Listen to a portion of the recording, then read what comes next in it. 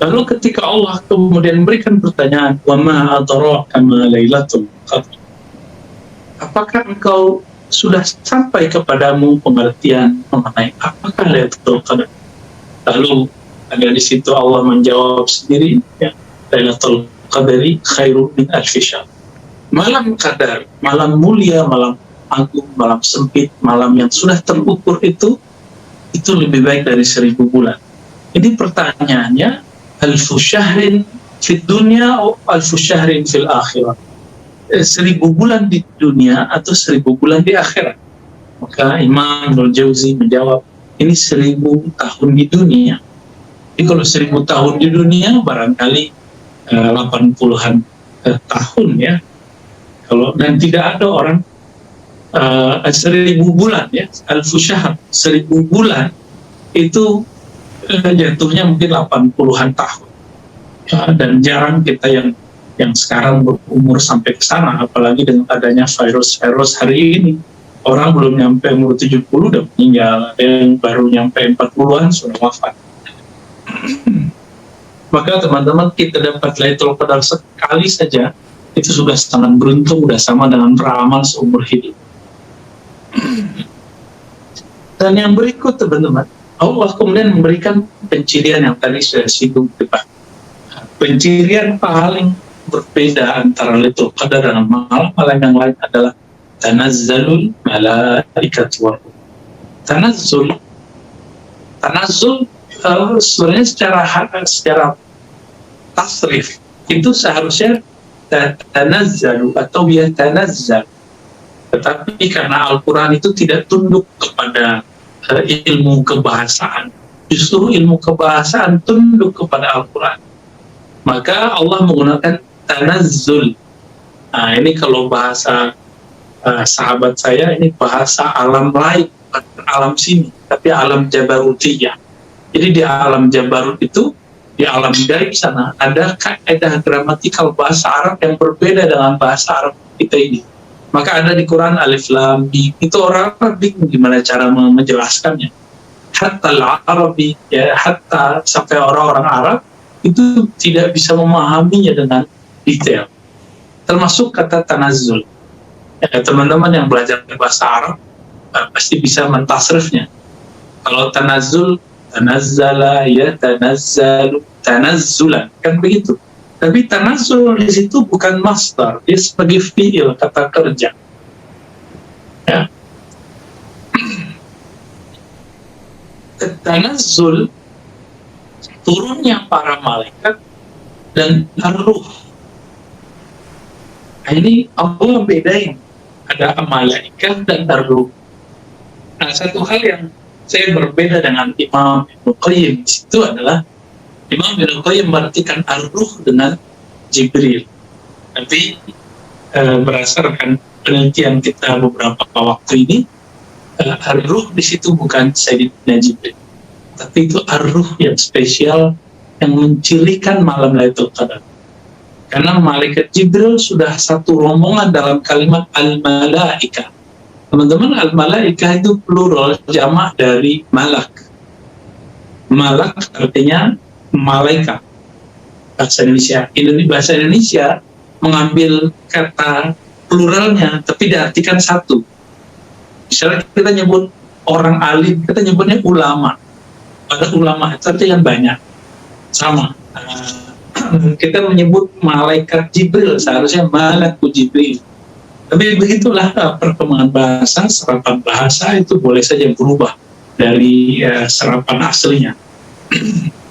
Jadi tanazzalul malaikatu war ruh. Imam Ibnu Hajar Al-Asqalani ketika menjelaskan hadis Lailatul Qadar, beliau menyebutkan banyak riwayat dari Imam Baihaqi, dari Imam Ibnu Mubarak, Imam Ahmad, dan Ibnu Abi Dunya. Itu ada satu riwayat yang menyebutkan bahwa di saat malam Lailatul Qadar itu turun malaikat dan jumlahnya lebih banyak daripada butiran-butiran debu, butiran-butiran pasir, daripada butiran-butiran tanah. Jadi lebih banyak daripada yang kita bayangkan. Teman-teman, manusia ini kan cuma di bumi, sedangkan malaikat itu memenuhi bumi, langit yang 7 dan segalanya, ya, sampai ke Sidratul Muntaha sana mereka tuh banyak sekali. Sedangkan kita cuma di bumi, mereka banyak sangat banyak. Itulah sebabnya malam itu bumi itu sesak oleh malaikat. Tetapi karena malaikat ini makhluk rohani, makhluk cahaya, tidak makhluk fisik, maka itu tidak terasa oleh fisik, tapi terasa indah dan syahdunya di dalam rohani seseorang. Dan yang berikut, ya, kata tanazzalul malaikatu. Kenapa saya mengatakan ar-ruh di situ bukan Sayyidina Jibril? Karena Sayyidina Jibril itu di Quran penyebutannya beda-beda. Ada ar-ruhul amin. Jadi kalau ada ayat ar-ruhul amin itu Sayyidina Jibril. Ada lagi ruhul kudus, itu beda lagi. Ya, roh kudus, roh spirit yang suci. Ada ar-ruh. Nah, ini dua hal yang berbeda. Nah, kita nggak boleh samakan antara ayat ini dengan ayat ini. Waktu turunnya malaikat itu dimulai, jadi al-malaikah turunnya semenjak maghrib. Jadi bagi ahli kolbu, ahli ruhani, mereka bisa merasakan kesyahduan, keindahan itu mulai dari maghrib, itu sudah mulai sangat menyentuh, kira-kira begitu. Udaranya udah mulai sejuk, kayak disebutkan dalam hadis itu, udaranya la barida wala harra, la baridata wala harata, nggak terlalu dingin, nggak terlalu panas. Terus apa? Darjah. Kalau diterjemahin barangkali terjemahannya sejuk, ya. Barangkali sejuk kalau diterjemahkan. Tapi saking sejuknya itu cocok sekali untuk tidur. Itu sebabnya di malam itu banyak yang kasihkan tidur dan susah bangun, sangat susah bangun. Maka teman-teman nanti malam dan malam 29 coba berbukanya sederhana aja, jangan banyak-banyak, ya, jangan balas dendam. Siapa tahu kita ini ada yang saya tambahkan maknanya satu dari Ibnu Al-Jauzi. Qadar itu satu akar makna dengan takdir. Siapa tahu kita bagian dari hamba-hamba Allah yang ditakdirkan ketemu Lailatul Qadar. Amin ya Rabbal Alamin. Maka mulai kurangi siangnya, nanti jangan lupa entar siang ada zuhur atau sebelum zuhur agak qailulah sedikit. Qailulah berarti tidur yang sedikit di siang hari. Jangan kaitsurah, ya, jangan banyak-banyak. Sederhana aja. Sehingga nanti malam kita sanggup qiyamul lail. Begitu juga nanti di siang hari 28 untuk menyongsong malam 29-nya begitu juga. Ya. Kenapa Allah sembunyikan? Jadi sahabat-sahabat banyak cara menentukan Lailatul Qadar, tapi cara-cara itu ada yang sahih, ada yang tidak sahih. Dan ini menunjukkan bahwa Allah menyembunyikan Lailatul Qadar. Untuk apa? Supaya semua orang ijtihad, mujahadah, mulai dari malam 20 itu sudah mengencangkan sarungnya sampai malam terakhir. Nah, apalagi kalau terjadi perbedaan malam Ramadan dimulai kapan antara NU Muhammadiyah zaman-zaman dulu, antara pemerintah dengan Muhammadiyah. Ini kan lucu. Muhammadiyah misalnya hari Selasa, pemerintah menetapkan hari Rabu. Nanti kalau malam ganjil kan bingung. Ini malam ganjilnya versi Muhammadiyah atau versi NU dan pemerintah, kan nanti jadi bingung kan. Nah, kita gampang aja. Ya udah, setiap malam kita qiyamul lail. Setiap malam kita menghidupkan. Kita kan bukan hamba Lailatul Qadar. Kita hamba Allah Al-Malik Al-Muqtadir. Hamba Allah yang maha berkuasa, yang maha memiliki kemuliaan. Maka teman-teman yang melakukan Allah, Coba persiapannya malam siang ini tidur sejenak, kemudian ketika berbuka mulailah kemudian berbuka dengan penuh rasa syukur. Nggak usah debat lagi masalah Allah malakasum itu sahih nggak sahih, zahab zamahu yang lebih sahih. Ini kan perdebatan yang kadang bermanfaat kadang tidak. Bermanfaat jika tahu cara menggabungkan dua hadis, tidak bermanfaat jika kemudian gagal faham di tengah jalan, kemudian mendhaifkan hadis yang tidak dhaif, mensahihkan hadis yang tidak sampai derajat sana, ya. Mendhaifkan sesuai dengan hawa nafsu, mensahihkan sesuai dengan hawa nafsu. Ini manhaj kontemporer hari ini, ya. Orang-orang itu sekarang kalau ingin mensahihkan hadis yang sesuai dengan mazhab dia, manhaj dia, nah kita nggak mau masuk ke arah sana. Jangan debat. Kalaupun dikata-katain orang, kalau nggak mau debat blokir aja. Kalau di sosmed, hindari perdebatan. Kita ini bulan mulia, bulan karam, bulan karim, buang semua kebencian. Dan bisa saja Lailatul Qadar itu kan dikatakan di hadis bahwa malaikat yang tadi turun yang jumlahnya lebih banyak daripada butiran debu, daripada butiran pasir, itu lebih banyak. Dan mereka yusallim ala kulli qa'imin wa zakirin. Mereka mengucapkan salam kepada orang yang qiyamul lail dan berzikir malam itu. Hari ini tidak akan datang kalau ada orang lagi bertengkar, ada orang lagi benci-bencian. Jadi jika kita sedang menaruh kebencian dalam hati dan dalam diri, ini kita nggak dapat salamnya. Nah, ini distinbatkan dari kisah Abu Hurairah dalam hadis Imam Muslim. Setiap malam Jumat beliau buat ta'lim. Lalu sebelum buat ta'lim beliau bertanya, adakah di antara kalian yang permusuhan, yang tidak baikan dengan sahabat tetangganya? Lalu ada yang mengatakan, saya wahai Tuhan Abu Hurairah. Lalu beliau mengatakan, sudah kamu pulang dulu, kamu minta padanya baru masuk. Jangan kotori, jangan rusak, jangan nodai majelis kami dengan pertengkaranmu dengan orang itu, karena malaikat tidak akan menyembunyimu, sehingga malaikat pun enggan masuk ke majelisku. Tapi ini kita nggak boleh terapkan di zaman ini, ya. Nanti misalnya saya atau Ustadz Fajar nih ngomong ke majelisnya, siapa yang bentar hari ini keluar, kan nggak bisa begitu, ya. Nah, itu hak prerogatifnya Abu Hurairah lah kira-kira. Tapi ini pelajaran besar bagi kita bahwa orang bertengkar, fi qalbihi syahna, di qalbunya ada pertengkaran dendam, itu tidak akan disalamin oleh malaikat. Dia mau salam, hatinya bergemuruh dengan narul ghadab, dengan api emosi, api kemarahan. Nah, teman-teman yang makan Allah, lalu apa yang kita lakukan?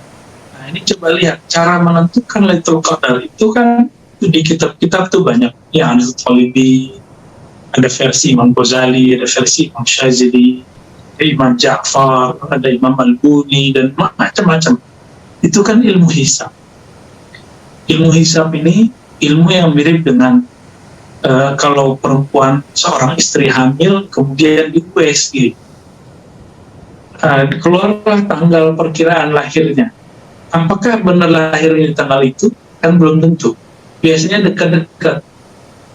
Maju 1 hari, atau mundur 2 hari, atau maju 2 hari. Biasanya begitu. Nggak jauh-jauh. Termasuk hisab menentukan Ramadan.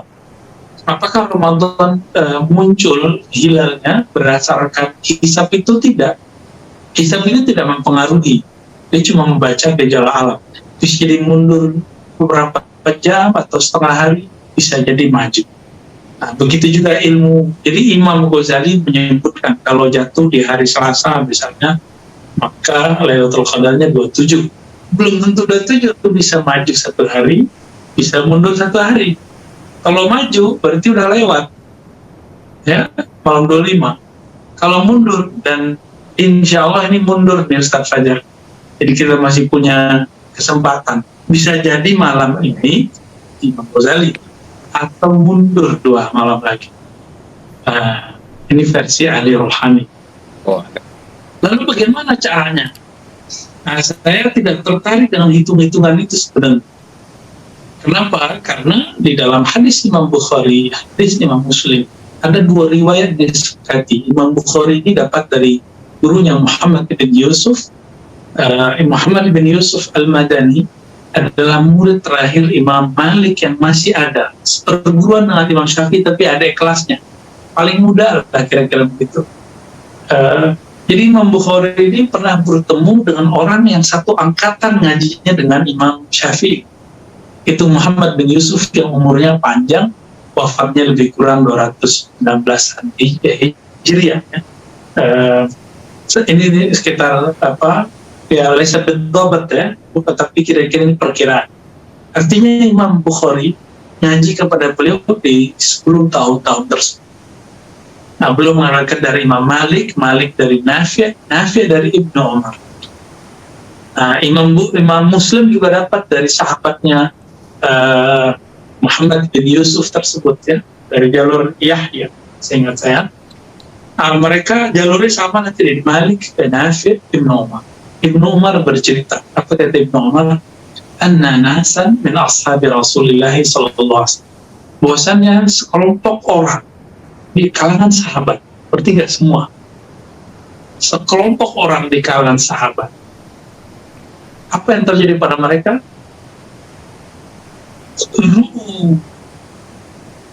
Lailatul Qadar fil manam. Mereka diperlihatkan Lailatul Qadar pada waktu tidurnya. Diperlihatkan kira-kira kapan Lailatul Qadar itu di dalam tidurnya.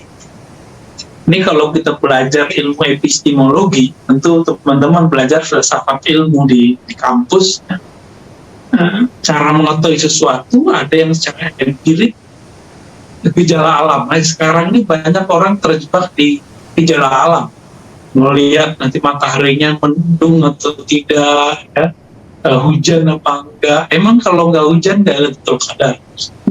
Ya emang kalau nggak mendung nggak Lailatul Qadar. Ini gagal paham memahami Lailatul Qadar. Lailatul Qadar bukan hanya sekedar tanda fisik, tanda gejala alam, ya, tapi dia gejala rohani dan hanya bisa ditangkap oleh rohani. Nah, di beberapa kitab kadang-kadang cerita itu juga masih masuk, karena ada satu hadis memang yang Nabi memberikan celah pada tahun itu kejadiannya emang mendung, tapi kan nggak selalu. Ini banyak yang nggak begitu, kadang hujan, kadang ada orang bercerita seakan-akan saya melihat alam semesta bersujud kepada Allah. Ada yang nggak melihat? Yang melihat berarti dia diberikan mukasyafah, disingkapkan alam intuisinya. Dia lagi jaga tapi terasanya lagi seperti orang tidur. Nah, itu bisa terjadi seperti itu. Sahabat-sahabat Nabi ini sudah sampai pengetahuannya kepada tidak hanya empirik, tidak hanya rasional, hitung-hitungan, tidak hanya tajribah secara eksperimen fisik, tapi sudah masuk kepada tajribah dzauqiyah, eksperimen rohani. Jadi intuisinya yang bermain. Dan hadis ini kok jarang dieksplor. Hadis menentukan Lailatul Qadar dengan cara intuisi. Intuisi ini kan sumbernya dari kolbu dari ruh. Inilah cara menentukannya. Kenapa? Karena yang turun itu makhluk rohani. Tanazzalul malaikatu warruh. Yang turun itu adalah malaikat-malaikat yang rohani mereka dari cahaya, khuliqa min nur, ya, mereka dicipta dari cahaya, dan ar-ruh. Nah, inilah kata kuncinya, ar-ruh apa ya? Saya tidak boleh menjelaskannya lebih, kira-kira cuma sampai di situ. Bahwa ar-ruh itu bukan Sayyidina Jibril, tapi adalah ar-ruh yang menjadi istimewa pada malam ini, pada malam Lailatul Qadar. Nah, malaikat ini akan menyalami semua orang yang qaim au zakir au jalis, ya, orang yang duduk, orang yang diam, orang yang bangun, yang dia berzikir kepada Allah Subhanahu wa Ta'ala. Jadi kalau bangun nonton bola ya nggak masuk, ya bangun main game ya nggak masuk, bangun karena malam pertama dengan kekasih atau malam lagi syahrul asal honeymoon nggak masuk. Yang masuk adalah orang yang qaimun aw zakirun aw jalisun bi qiraati aw li tilawati kitabillah, yang dia sibuk dengan sesuatu yang berkaitan dengan simbol-simbol Allah Subhanahu wa Ta'ala. Nah, lalu mimpi mereka dilaporkan kepada Nabi. Apa kata Nabi? Saya melihat, kata Nabi, ya, kesepakatan, kesesuaian mimpi kalian, ru'yakum, mimpi kalian dengan fisab'il awakhir. Jadi ternyata hadis tadi menyebutkan bahwa para sahabat mereka bermimpi Lailatul Qadar itu ada di 7 hari terakhir. Itu mimpi mereka. Di hadis yang lain di Sahih Bukhari itu disebutkan malamnya, tapi Nabi dan para sahabat itu dibuat lupa. Nabi itu kalau lupa itu kamaliyah, kesempurnaan. Kalau kita lupa itu kekurangan. Jadi Nabi kalau lupa ini sholat, maka muncullah kemudian syariat sujud sahwi. Nabi kalau lupa kapan Lailatul Qadar, maka muncullah mujahadah dalam menghidupkan setiap malam Ramadan. Ini kelebihan kalau Nabi lupa. Kalau saya lupa, kalau Ustaz Fajar lupa, ini kan beda babnya, ya. Kalau kita lupa, emang lupa sebuah nukson, kekurangan. Tetapi jika Nabi lupa, wali lupa, kelupaan mereka adalah anugerah dari Allah Subhanahu wa Ta'ala. Kadang-kadang kelupaan kita adalah hiburan. Coba beberapa orang kan menyimpan dendam di hatinya, menyimpan sakit hati, patah hati. Itu kalau Allah nggak kasih lupa, nggak bisa tidur. Nah, kembali ke yang tadi, teman-teman. Ternyata di hadis-hadis Nabi itu ada Abu Hurairah, ya, Abu Zar, ya. Abu Zar, kemudian beberapa sahabat mencoba mengejar Rasulullah ini sebenarnya malam kapan sih? Malam kapan? Nabi bilang 7 hari terakhir, 10 hari terakhir. Dikejar lagi, makanya terlihat kurang senang. Lalu Nabi terlihat marah kepadaku. Marah di sini bukan marah murka seperti Allah, murka ke kelompok durhaka, enggak. Di sini agak maksudnya agak kesel. Gitu. Jadi ada sahabat juga yang ya seperti sebagian antum kan ada yang begitu. Ustaz sebenarnya tanggal berapa sih, gitu ya. Artinya Abu Zar gaya baru lah, ya bakal ada. Maka teman-teman yang bukan Allah, Lailatul Qadar, malam yang mana diturunkan saat itu makhluk-makhluk yang indah, makhluk yang sempurna, para malaikat dan ruh yang sangat misterius, dan diturunkan setiap malam Lailatul Qadar. Begitu juga berikut dengan Sayyidina Jibril, Sayyidina Mikail, malaikat-malaikat itu turun dan mereka menyalami siapapun yang kamu lihat. Dan waktunya sangat sempit. Coba jangan sampai tertidur, ya. Kalau bisa mulai dari jam 10, 11, jam 12 maksimal, paling telat sampai kemudian jam 2-an, jam 3. Karena antara saat-saat itulah malam-malam puncak turun semua malaikat-malaikat tersebut. Barangkali kita ditakdirkan Allah yang disalami malaikat pada malam itu. Kalau sempat mulai maghribnya, ya bersedekah, membuang semua kebencian dalam hati, salamatus sadar, kemudian mendoakan orang-orang yang mungkin barangkali menzalimi kita, menyakiti kita. Itulah cara untuk membuang rasa dendam. Doakan kebaikan bagi mereka. Nah, kita kan nggak ada yang terlepas dari kesalahan. Barangkali kita juga ada kesalahan. Barangkali kita punya dosa masa lalu yang tidak baik. Allah masih mempunyai khazanah maghfirah. Ya. Semoga di malam itu kita termasuk yang ghufira lahu, diampuni. Teman-teman, diampuni itu kayaknya bagi orang sudah terbiasa dengar hadisnya. Padahal ghufira lahu ma taqaddama min dzambi itu hadiah besar.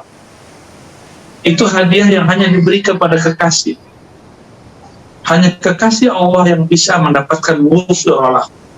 Jadi man qama kemudian dapat ghufira lahu itu kekasih Allah.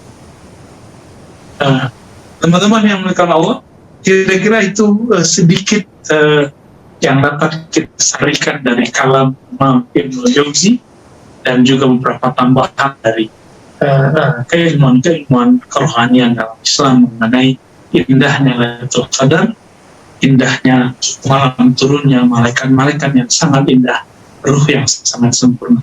Demikian Ustaz Fajar, saya kembalikan kepada Ustaz.